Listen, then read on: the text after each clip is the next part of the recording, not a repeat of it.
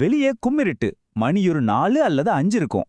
சூரியன் இன்னும் அடிவானத்துல தலை காட்டவே இல்ல. ஆனா திடீர்னு அந்த அமைதியை கிழிச்சுக்கிட்டு கொக்கரக்கோ அப்படின்னு ஒரு சத்தம்.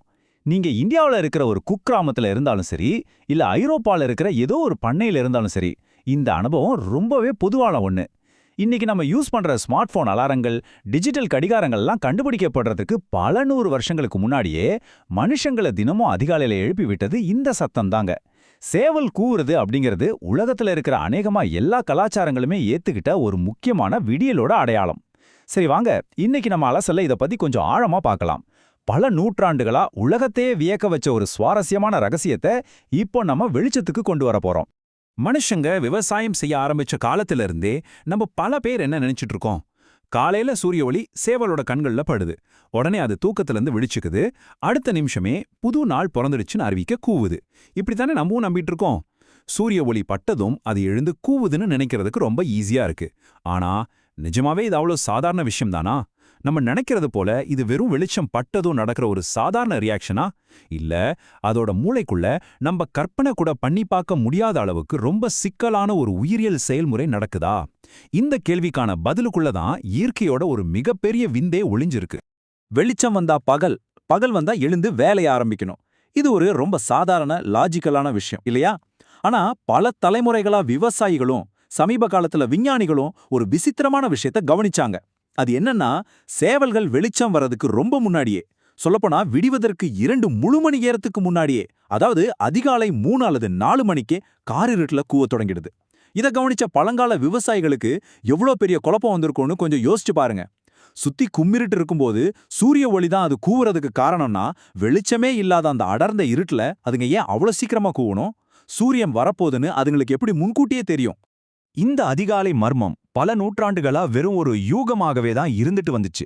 ஆனா இந்த கேள்விக்கு ஒருமுறை நிரந்தரமா முற்றுப்புள்ளி வைக்கணும்னு விஞ்ஞானிகள் முடிவு பண்ணாங்க.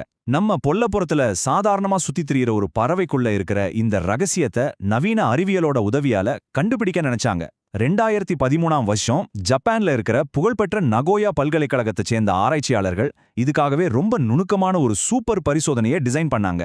ஏதோ ஒரு மிகப்பெரிய குற்றவாளியை கண்டுபிடிக்க நடக்கிற தீவிரமான விசாரணை மாதிரி இந்த சேவல்களை ஒரு முழுமையான ஆய்வக பரிசோதனைக்கு உட்படுத்தினாங்க. அது கூவுறதுக்கு பின்னாடி இருக்கிற உண்மையான காரணத்தை கண்டுபிடிக்கிற அந்த வரலாற்று சிறப்புமிக்க ஆய்வு அங்கேருந்து தான் ஆரம்பமாச்சு. அந்த ஆராய்ச்சியாளர்கள் என்ன பண்ணாங்க தெரியுமா? முதல்ல சூரியன்னு ஒரு விஷயம் இருக்கிறதே சேவல்களுக்கு தெரியாதபடி ஒரு மூடி அறைக்குள்ள செயற்கையான லைட் செட்டப்பை உருவாக்குனாங்க. 12 மணி நேரம் பகல் மாதிரி பிரகாசமான வெளிச்சம், அதை தொடர்ந்து 12 மணி நேரம் இரவு மாதிரி மங்கலான வெளிச்சம்னு செட் பண்ணாங்க. அவங்க எதிர்பார்த்த மாதிரியே சேவல்கள் இந்த லைட் மாற்றங்களுக்கு பழகிக்கிட்டு பிரகாசமான வெளிச்சம் வர்றதுக்கு கொஞ்ச நேரம் முன்னாடி கூவ ஆரம்பிச்சது. இதுக்கப்புறம் தான் சயின்டிஸ்ட் பரிசோதனையோட ரொம்ப முக்கியமான கொஞ்சம் குழப்பமான அடுத்த கட்டத்துக்கு போனாங்க. சூரிய உதயம், சூரிய அஸ்தமனம்னு நேரத்தை காட்டுற எந்த ஒரு அறிகுறியுமே இல்லாதபடி தொடர்ந்து வாரக்கணக்கில் ஒரே மாதிரியான மங்கலான வெளிச்சத்திலேயே அந்த சேவல்களை விட்டுட்டாங்க. இப்போ பகலா இரவான்னு கண்டுபிடிக்க முடியாத அந்த குழப்பத்துல சேவல்கள் எப்படி நடந்து கொள்ளுன்னு பார்க்கறதா அவங்களோட முக்கிய நோக்கமே. இப்போ அந்த அறையில வெளிச்சம் மாறவே இல்ல, நேரத்தை கணிக்க வெளியில இருந்து எந்த அறிகுறியும் இல்ல, வாரக்கணக்கில் அதே மங்கலான வெளிச்சம். இப்போ என்ன நடந்திருக்கும்னு நினைக்கிறீங்க? ஆச்சரியம் என்னன்னா, அந்த சேவல்கள் இப்பவும் தினமும் சரியா அதே நேரத்துல, சொல்லப்போனா ஒரு கடிகாரம் மாதிரி ரொம்ப துல்லியமா கூவிச்சு. அதுவும் பல வாரங்களுக்கு இந்த துல்லியம் கொஞ்சம் கூட குறையவே இல்ல. இதுல இருந்து என்ன தெரியுதுன்னா, சுற்றுப்புறத்துல நடக்கிற மாற்றங்களோடோ இல்ல இத்தனை காலமா நம்ம நினைச்சிட்டு இருந்த சூரிய வெளிச்சமோ சேவல் கூவுறதுக்கு உண்மையான காரணம் கிடையாது. அந்த அலாரம் வெளியேருந்து வர ஒரு சிக்னல் இல்ல, அது உள்ள இருந்து வர ஒரு சீக்ரெட் கமாண்ட். இது நமக்கு ரொம்ப தெளிவா விளக்குற விஷயம் என்னன்னா, சேவல்களோட உடம்புக்குள்ள ஒரு மாபெரும் உயிரியல் அற்புதம் ஒளிஞ்சிருக்கு. இதுக்கு காரணம் சர்க்காடியன் ரிதம் அப்படின்னு சொல்லப்படுற ஒரு பவர்ஃபுல்லான உள் உயிரியல் கடிகாரம். இதை உங்களுக்கு இன்னும் ஈஸியா சொல்லணும்னா, சேவல்களோட ஒவ்வொரு செல்லுக்குள்ளேயும் கண்ணுக்கு தெரியாத ஒரு ஸ்மார்ட் வாட்ச் இருக்குன்னு கற்பனை செஞ்சுக்கோங்க. இது ஏதோ அதுங்களோட பழக்கமோ இல்ல நேத்து நடந்ததை வச்சு இன்னைக்கு கணிக்கிற ஞாபக சக்தியோ கிடையாது. இது அதுங்களோட டிஎன்ஏவிலேயே ரொம்ப ஆழமா செட் பண்ணப்பட்ட ஒரு கவுண்ட் டவுன். இந்த சர்க்காடியன் ரிதம் சேவல்கள் முழுமையான இருட்டில் அடைக்கப்பட்டு இருந்தாலுமே பாஸ் விடியல் நெருங்கிடுச்சு அப்படிங்கிறத அதுங்களோட உடம்புல இருக்கிற ஹார்மோன்கள் மூலமா ரொம்ப துல்லியமா உணர்த்திடுது. சரி, இந்த பயாலாஜிக்கல் கிளாக் எல்லா சேவல்களுக்குமே இருக்குன்னு இப்போ நமக்கு தெரிஞ்சிடுச்சு. ஆனா உடனே நம்ம மனசுல ஒரு சுவாரஸ்யமான கேள்வி வருதுல்ல. இப்போ ஒரு பெரிய பண்ணையில 20 சேவல்கள் இருக்குன்னு வச்சுப்போம். அதுங்க எல்லாமே இந்த சர்க்காடியன் ரிதம் மூலமா முழிச்சுக்கிட்டு ஒரே நேரத்துல கூச்சல் போடுமா?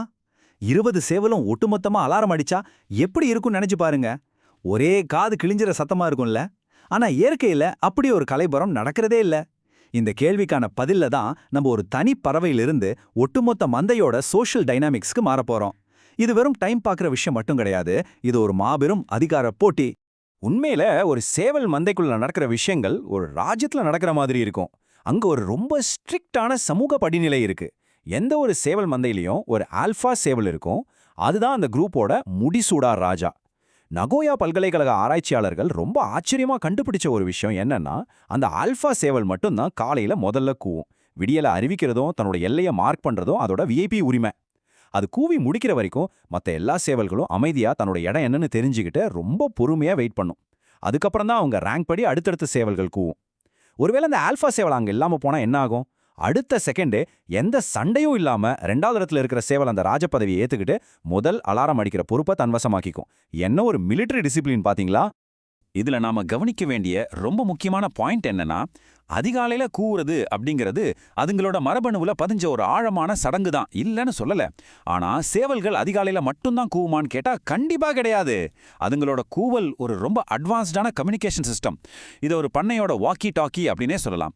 பகல் நேரங்கள்ல வானத்துல கழுகு வட்டம் அடிச்சாலோ இல்ல தரையில நரி மாதிரி ஏதாவது மிருகம் பதுங்கி வந்தாலோ உடனே வேற வேற டோன்ல கூவி ஒட்டுமொத்த மந்தையும் அலர்ட் பண்ணும். அது மட்டும் இல்லாம பக்கத்து பண்ணைகள்ல இருக்கிற சேவல்களோட இது என்னோட ஏரியா அப்படின்னு கம்யூனிகேட் பண்ணவும் அதுங்க கூவும். ஆக கூவுறது அப்படிங்கிறது ஒரு மொழி பிளஸ் அதுங்களோட தற்காப்பு சிஸ்டத்தோட ஒரு மிக முக்கியமான அங்கம். அதனால அடுத்த முறை விடியற்காலையில ஒரு சேவல் கூவுறத நீங்க கேட்டீங்கன்னா, அது ஏதோ சூரியனை பார்த்து சத்தம் போடுற ஒரு சாதாரண பறவைன்னு நினைச்சிடாதீங்க. அது ஒரு மாபெரும் உயிரியல் அற்புதம். பல மில்லியன் வருஷங்களா பரிணாம வளர்ச்சி அடைஞ்ச ஒரு பழமையான உள்கடிகாரத்தை பின்பற்றி ரொம்ப ஸ்ட்ரிக்டான சமூக விதிகளை மதிச்சு நடக்கல ஒரு உயிரினம் அது. ஸ்மார்ட் போன்கள், அலாரம் எல்லாம் இல்லாத காலத்துல ஆயிரக்கணக்கான வருஷங்களா நம்ம முன்னோர்களோட அன்றாட வாழ்க்கையவே வடிவமைச்ச ஒரு இயற்கையான பாரம்பரியத்தை இன்னைக்கும் அது சத்தம் இல்லாம முன்னெடுத்து செல்லுது.